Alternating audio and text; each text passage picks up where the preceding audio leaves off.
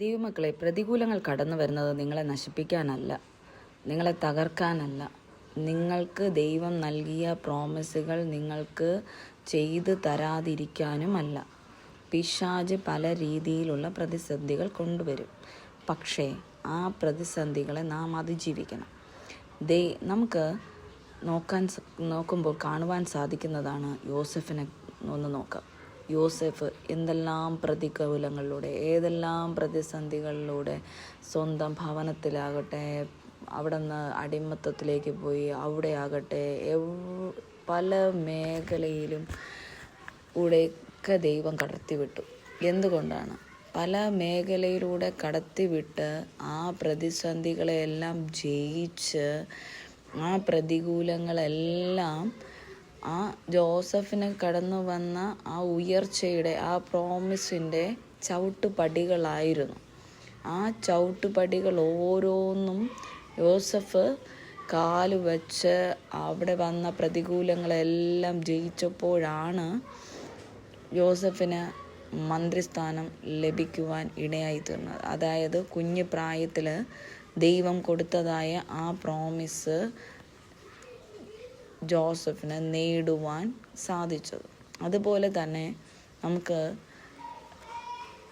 ഇസ്രായേലിൻ്റെ രണ്ടാമത്തെ രാജാവായ ദാവീദിനെ നമുക്ക് പരിശോധിക്കാം.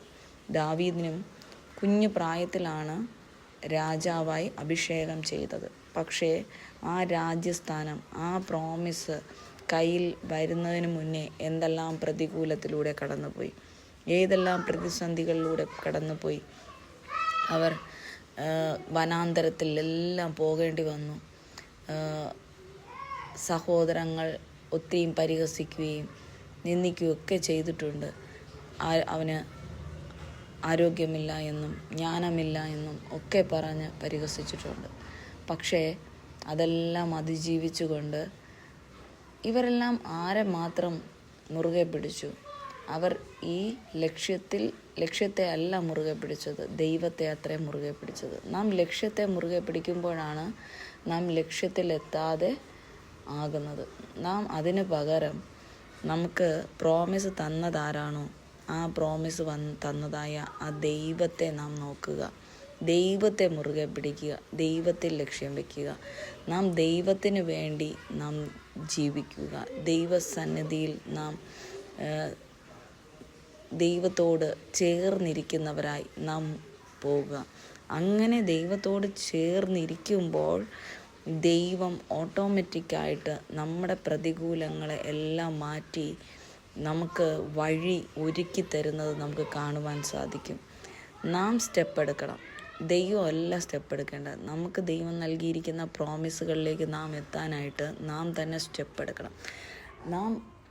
നാം നോക്കുമ്പോൾ നമ്മുടെ മുമ്പിൽ ഉള്ള ആ പ്രതികൂലങ്ങൾ നമുക്ക് ഒരു രീതിയിലും സ്റ്റെപ്പ് വയ്ക്കുവാൻ കഴിയാത്ത രീതിയായിരിക്കാം. നമുക്ക് ചിന്തിക്കുന്നതിലും അപ്പുറമായിരിക്കാം.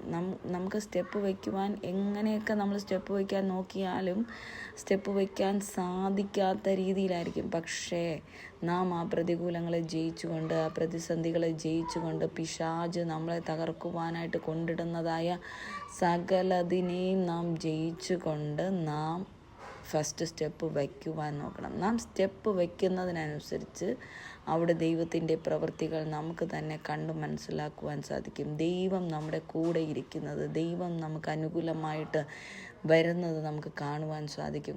അത് നാം സ്റ്റെപ്പ് വയ്ക്കണം. ആരിൽ ആശ്രയിച്ചുകൊണ്ട്? കർത്താവിൽ ആശ്രയിച്ചുകൊണ്ട്. നമുക്ക് പ്രോമിസ് തന്ന കർത്താവിൽ നാം ആശ്രയം വച്ചുകൊണ്ട് നാം സ്റ്റെപ്പുകൾ വയ്ക്കുകയാണെങ്കിൽ നിശ്ചയമായും ദൈവം നമ്മെ വഴി നടത്തുകയും ദൈവം നമ്മുടെ ജീവിതത്തിൽ പാതകൾ അതിനായി ഒരുക്കി തരുന്നതും നമുക്ക് കാണുവാൻ സാധിക്കും. അതുകൊണ്ട് ദൈവമക്കളെ, നാം ദൈവത്തിൽ ആശ്രയിക്കുക, മറ്റൊന്നിലും ആശ്രയിക്കരുത്. നാം നമ്മുടെ മുമ്പേ നിൽക്കുന്ന പ്രതികൂലങ്ങളെ നാം നോക്കി ഭയപ്പെടരുത്. ഭയം കൊണ്ടിടുന്നത് പിശാചാണ്. അങ്ങനെ നമ്മുടെ ഉള്ളിൽ ഭയം കടന്നു വരുമ്പോഴാണ് ആ പ്രോമിസുകൾ നടക്കാതെ ആകുന്നത്. പക്ഷേ എൻ്റെ ദൈവം എനിക്ക് നൽകിയ പ്രോമിസ്, എൻ്റെ ദൈവം എനിക്ക് ചെയ്തു തരാൻ വിശ്വസ്തൻ എന്ന് നാം മനസ്സിലാക്കി, നാം ഹൃദയത്തിൽ അത് ഉറപ്പിച്ച് നാം അത് ഏറ്റു പറയുന്ന വ്യക്തികളായി തീരുകയാണെങ്കിൽ പിശാച് പല്ല് കടിച്ച് ഉരുവാൻ ഇടയായിത്തീരും. അങ്ങനെ ദൈവത്തിൻ്റെ വലിയ കരം നമ്മുടെ കൂടെ ഇരുന്ന് നമ്മെ വഴി നടത്തുന്നതും നമുക്ക് ഓരോ കാര്യങ്ങളും നല്ല രീതിയിൽ ചെയ്യുവാൻ സാധിക്കുന്നതും നമുക്ക് കാണുവാൻ സാധിക്കും ദൈവമക്കളെ. അതുകൊണ്ട് പ്രതികൂലങ്ങളെ നോക്കി നാം ഭയപ്പെടരുത്. നിങ്ങൾ പോകുന്നതായ സ്ഥാപനത്തിൽ, ചിലപ്പോൾ നിങ്ങൾ ചെയ്യുന്നതായ ബിസിനസ്സിലാകട്ടെ, നിങ്ങൾ പോകുന്നതായ ഓഫീസിലാകട്ടെ, നിങ്ങൾക്ക് ഭയങ്കര പ്രതികൂലങ്ങളായിരിക്കും. ബിസിനസ് ചെയ്യുന്നവർക്ക് ബിസിനസ് നടക്കുന്നില്ലായിരിക്കും. ഇപ്പോൾ നിങ്ങളുടെ കൈവെള്ളയിൽ എത്തും എന്ന് ചിന്തിക്കുന്ന ആ നിമിഷം തന്നെ അത് തട്ടി മാറ്റി പിശാച് കളയുന്നുണ്ടായിരിക്കാം. പക്ഷേ അവിടെയൊന്നും നിങ്ങൾ പതറാതെ ദൈവസന്നിധിയിൽ ഉറച്ചു നിൽക്കുകയാണെങ്കിൽ ദൈവത്തിൻ്റെ വലിയ പ്രവൃത്തി നമുക്ക് കാണുവാൻ സാധിക്കും. ദൈവത്തിൻ്റെ അത്ഭുത പ്രവൃത്തി നമുക്ക് കാണുവാൻ സാധിക്കും. നാം ദൈവത്തിൽ ആശ്രയിച്ചു കൊണ്ട് മുന്നോട്ട് പോയാൽ ദൈവത്തിൻ്റെ വലിയ പ്രവൃത്തി നമുക്ക് കാണുവാൻ സാധിക്കും. അവിടെ ദൈവത്തിൻ്റെ വലിയ കൃപ വ്യാപരിക്കും. ദൈവം അത്ഭുതം പ്രവർത്തിക്കും. ദൈവത്തിൻ്റെ അത്ഭുതക്കാരം കൂടെ ഇരിക്കും. ദൈവം വഴി നടത്തും എന്നുള്ള ആ ഉറപ്പ് നമ്മുടെ ജീവിതത്തിൽ ഉണ്ടായിരിക്കണം. ദൈവമാണ് നമുക്ക് പ്രോമിസ് നൽകിയെന്നുള്ള ഉറപ്പുണ്ടായിരിക്കണം. ദൈവം നൽകുന്ന പ്രോമിസ് ഒരിക്കലും ആർക്കും തന്നെ തകർക്കുവാൻ, ആർക്കും തന്നെ നമുക്ക് തരാതിരിക്കുവാൻ സാധിക്കുകയില്ല.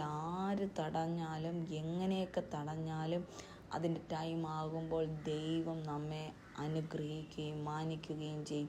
ദൈവം അത് നൽകി നമ്മെ മാനിക്കും.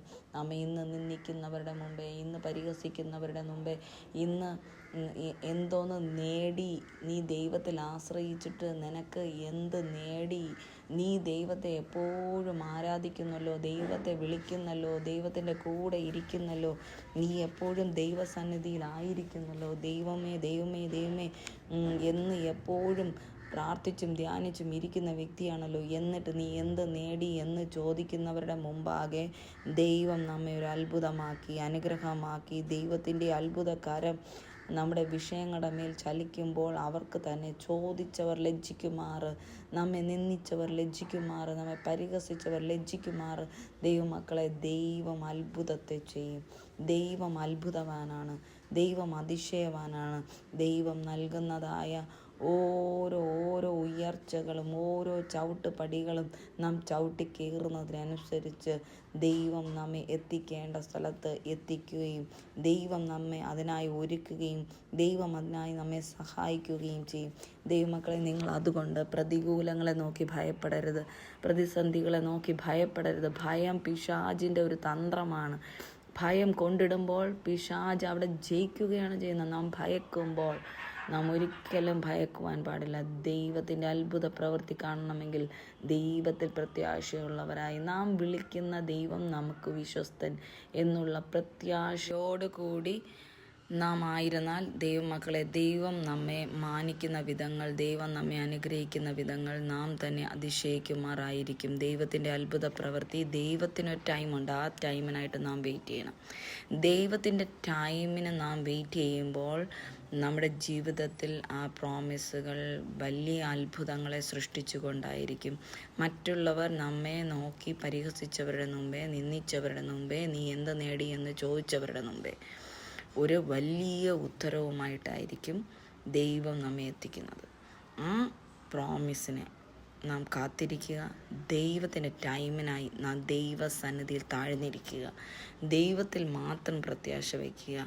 പിശാച് കൊണ്ടിടുന്ന ഭയത്തെ, തെറ്റിദ്ധാരണകളെ, ആ പ്രോമിസ് നടക്കത്തില്ല എന്നൊക്കെയുള്ള ചിന്തകളെ എല്ലാം നിങ്ങൾ മാറ്റിവെച്ചിട്ട് ദൈവം നടത്തിത്തരുമുള്ള പ്രത്യാശയോടെ, പ്രതീക്ഷയോടെ, ദൈവത്തിൽ ആശ്രയിച്ചുകൊണ്ട്, ദൈവത്തിൽ മാത്രം, മനുഷ്യരിലല്ല, സാമ്പത്തികത്തിലല്ല, നമ്മുടെ ബിസിനസ്സിലല്ല, നമ്മുടെ ഓഫീസിലല്ല, നമ്മുടെ വിദ്യാഭ്യാസത്തിലല്ല, നമ്മുടെ സൗന്ദര്യത്തിലല്ല, നമ്മുടെ കഴിവുകളിലല്ല, ദൈവത്തിൽ മാത്രം, നമ്മോട് സംസാരിച്ച, നമ്മോട് പ്രോമിസ് നൽകിയ ദൈവത്തിൽ മാത്രം പ്രത്യാശ വെച്ചുകൊണ്ട്, ദൈവത്തിൽ മാത്രം ഉറപ്പിച്ചുകൊണ്ട്, ദൈവം നൽകും എന്നുള്ള ഉറപ്പോടുകൂടി നാം ആയിരുന്നാൽ ദൈവത്തിൻ്റെ വലിയ വലിയ വലിയ പ്രവൃത്തി നമുക്ക് തന്നെ കണ്ട് മനസ്സിലാക്കുവാൻ സാധിക്കും.